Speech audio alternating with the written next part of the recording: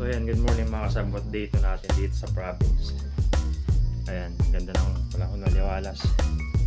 Wala pang ulan. So ngayon, make over lang namin yung isa kong motor.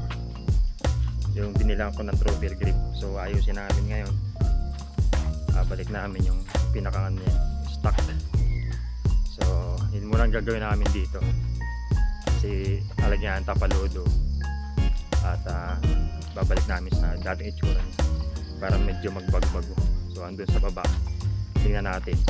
So yung kapatid ko lang gagawin niya, pagtutulungan namin, and basta tingnan natin. So ito guys yung motor namin. Ayan yung motor na RS. Ayan, ayan gagawa si Explorer.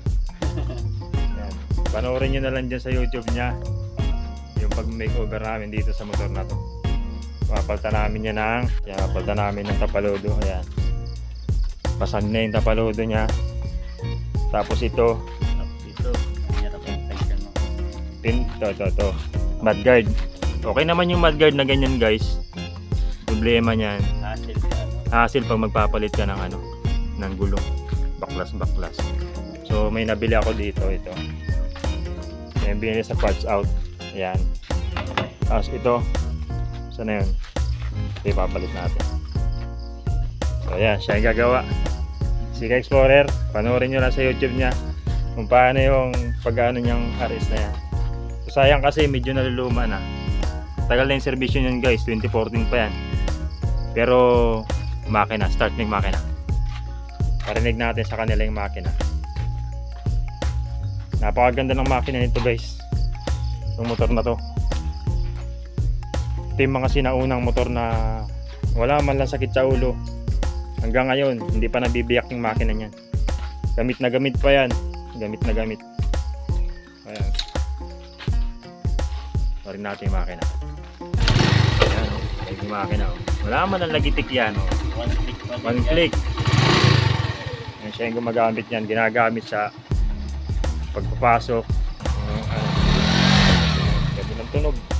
Kaya nakakapanghinayang napabayaan tong gantong motor kasi dito yung mga motor na magandang makina. So yun guys, umpisa na namin ngayon mga guys. Baklas na yung gulong. So napalitan na lang to. So ito kasi guys, kaya ito yung ko motor na ito, iningatan ko kasi napakaganda ng makina nito.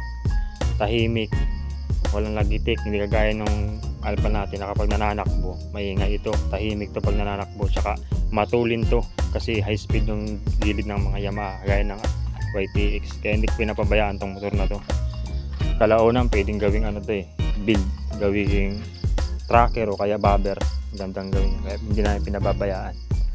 So, matagal na to, 2014 model pa to, pero hindi pa nabababa yung makina nyan. Napaka-smooth pa ng makina nyan, wala pa napapalitan sa makina. Kaya ngayon iingat-ingatan namin yan. Mga sinaunang motor magaganda talaga ang quality. Kaya gaya ngayon, kunting lang may sira agad. Kasi kalabas lang ng kasa, may sira agad. Kaya malupit talaga yung mga ng sinaunang motor. Kaya lang pag itong mahirap dito, kapag ang makina niya nag-umpisa ng mabiyak, napakamahal na mga pyesa yan guys. Sobrang mahal ng pyesa yan, parang pyesa din ng barako. Kaya ingatan talaga, pero matagal naman, quality talaga. So yun, mamaya ko na lang pakita yung buo pag natapos na namin. Kala namin simpleng baklas kabit lang kami, pero ayan nakita namin yung mga karakawang. Ayan, part na yan.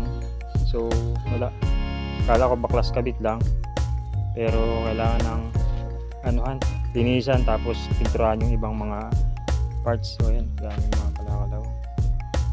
So hindi na napapansin, nakalawan na pala yung loob. So right, isang na lang, isang gawaan na lang. Update na lang, update. Yung mga guys, natapos na namin yung motor. Ito na siya. Pagta ng pinder, brand pinder, na pinturahan ng konti. Ayan, pinturahan ng konti. Diba paano nagbago yung tsura nya. So okay na yung front fender nya, hindi na bulok. Rear fender okay na rin. Ayan, Tapos signal light, pinatinda namin. Okay na. Forma na ulit yung aris namin. So, balik na rin yung stock round. Yan. Hindi na siya butas. Kaya kahit pang ipang bardagulan sa lubak, okay na. So ayan, okay na ulit. Pintura na lang ng tangke. Tapos pintura ng makina. So goods na ulit. Alright.